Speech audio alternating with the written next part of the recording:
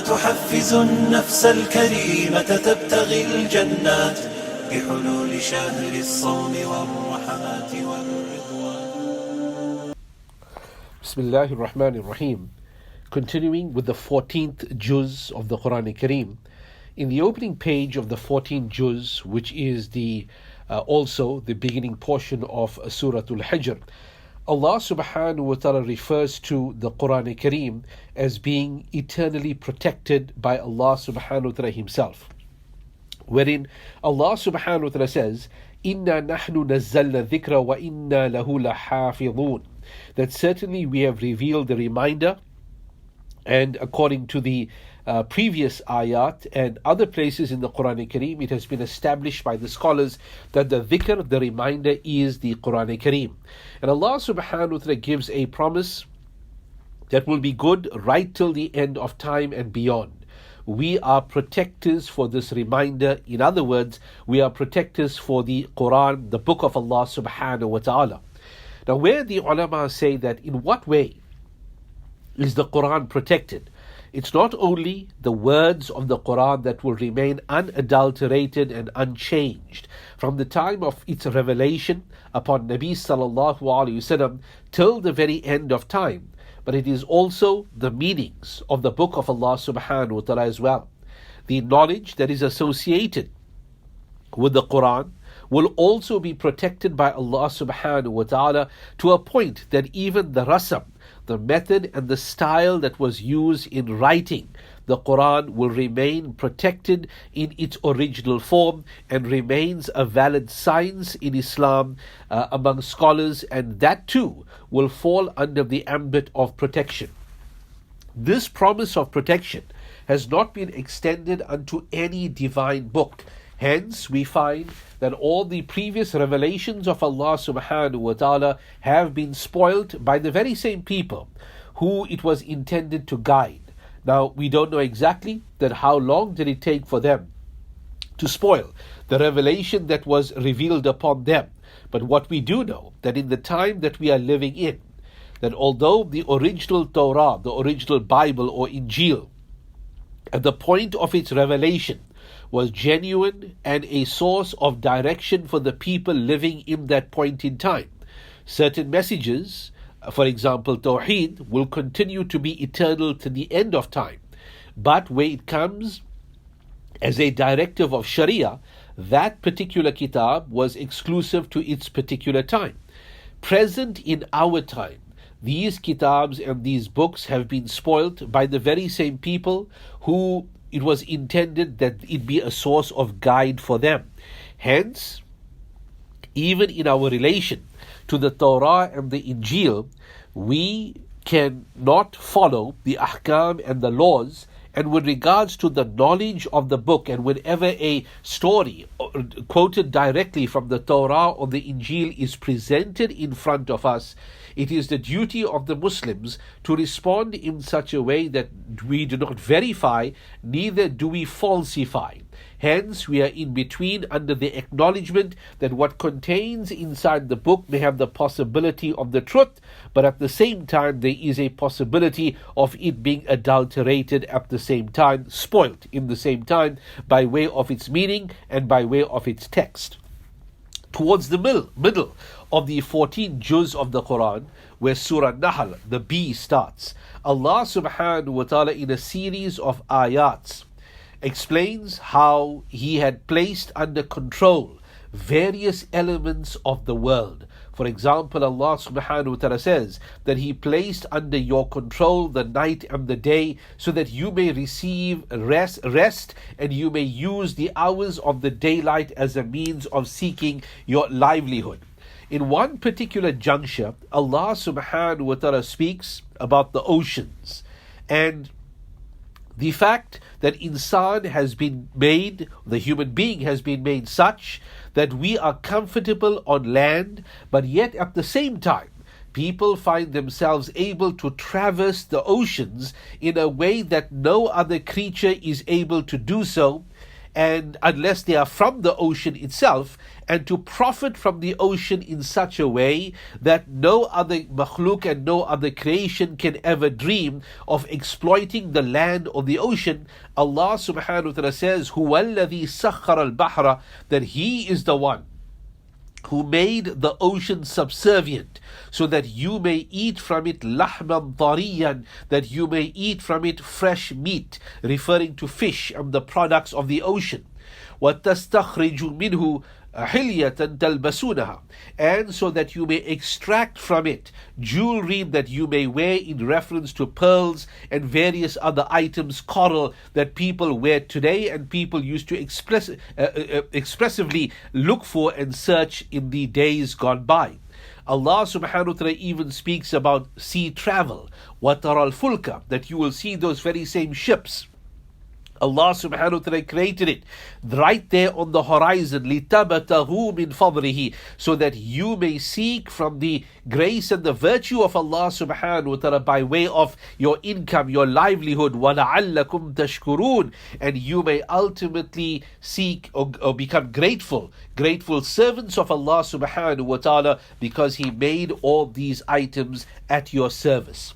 The ulama extract a very important wisdom from here, is that if a person seeks barakah from Allah subhanahu wa ta'ala, then one of the ways historically that has been a source of great manifestation and blessings for a person who's a trader in particular is to associate their trade with the ocean, by way of export, by way of bringing in products or sending out products through the medium of the ocean. Hence, because Allah subhanahu wa ta'ala specifically speaks of the fact that He has associated the ocean, min fadlihi, with His virtue and grace, and Allah subhanahu wa ta'ala through that means extends prophethood and livelihood unto the insan, unto the human being. Towards the end of the 14 juz, still in Surah An-Nahl, the bee, Allah subhanahu wa ta'ala discusses the bee itself.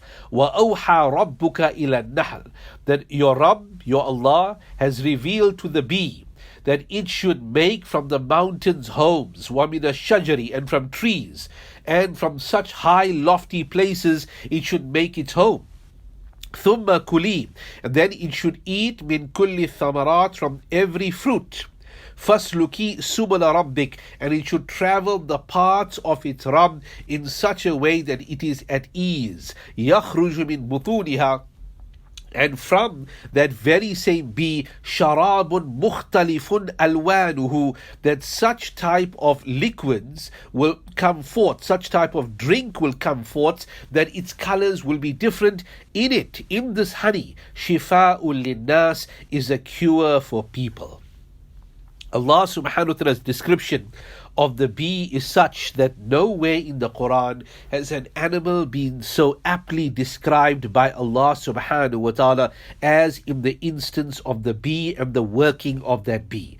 Wherein Allah subhanahu wa ta'ala revealed and says that we reveal to that bee. And this revelation is not to be confused by way of the revelation of a kitab, of a book, but by direction, that we directed this particular creature, that not only does it make its homes in the lofty places of the earth, mountains and trees, etc., but when the time comes for it to bring forth its product, it will eat from every fruit. Every fruit, of course, a flower, the origin of that fruit being a flower.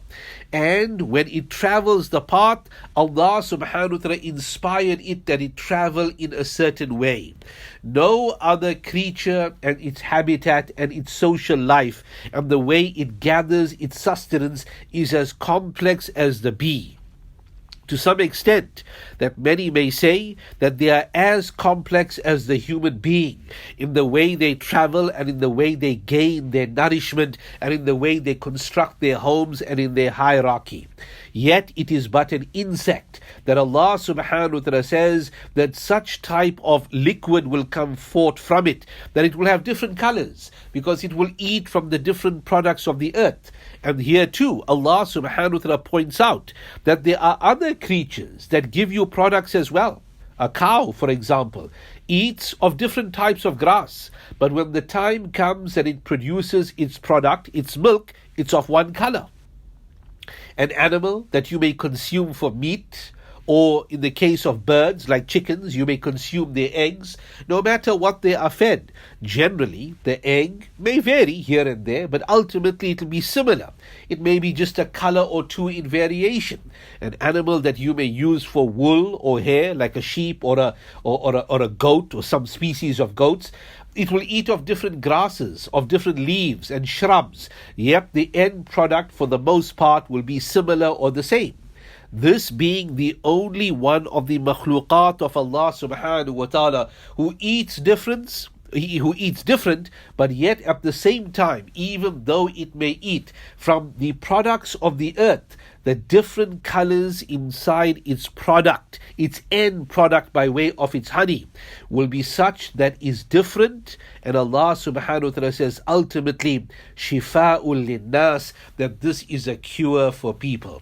And we understand from the ahadith of Rasulullah sallallahu alaihi wasallam that where honey was prescribed, a person comes along and says, my brother, he is unwell. Rasulullah sallallahu alaihi wasallam tells him, give him honey. And thereafter he goes again and he says he's still unwell. And the prescription again by Rasulullah sallallahu alaihi wasallam, give him honey. And the third time he says that when he has not as yet been totally cured, he comes and complains that my brother's stomach is still, he's still not well. The Rasulullah sallallahu alaihi wasallam says that the stomach of your brother has lied. And in a short time, he is cured of that ailment there through the giving of that honey. And we understand that Allah subhanahu wa ta'ala has placed shifa inside the honey that Allah subhanahu wa ta'ala speaks about. Shifa'ul linnas, there is a cure for people. Ultimately, Allah subhanahu wa ta'ala says, إِنَّ فِي ذَلِكَ لَآيَةً لِقَوْمٍ يَتَفَكَّرُونَ. In this there is a sign for a nation, for a community, for a people that hope to يَتَفَكَّرُونَ. They hope to apply their thought and apply their wisdom, and they will receive a great lesson from all these signs of Allah subhanahu wa ta'ala, especially in the workings of the bee. With Surah Nahl, the 14th juz of the Qur'an Kareem comes to an end, and thereafter Allah subhanahu wa ta'ala in that 14th juz itself continues to speak of various aspects of His greatness, in addition to the various creations of Allah subhanahu wa ta'ala that He has now made at the service of man, at the service of humanity. Allah subhanahu wa ta'ala concludes the 14th juz by an instruction to Nabi sallallahu alayhi wasallam, Ud'u ila sabili rabbika bil hikmati wal maw'idati al hasana, that you call towards the path of your Rabb using wisdom and using good advice, wajadilhum, and you argue with them or you debate with them, and in other words the antagonists against deen, billati hiya ahsan, in such a way that is best. Inna rabbaka huwa a'lamu, your Allah knows who is, and your Allah is all knowing. Biman dalla an sabili, with that person who is astray from his path, and Allah subhanahu wa ta'ala is all knowing.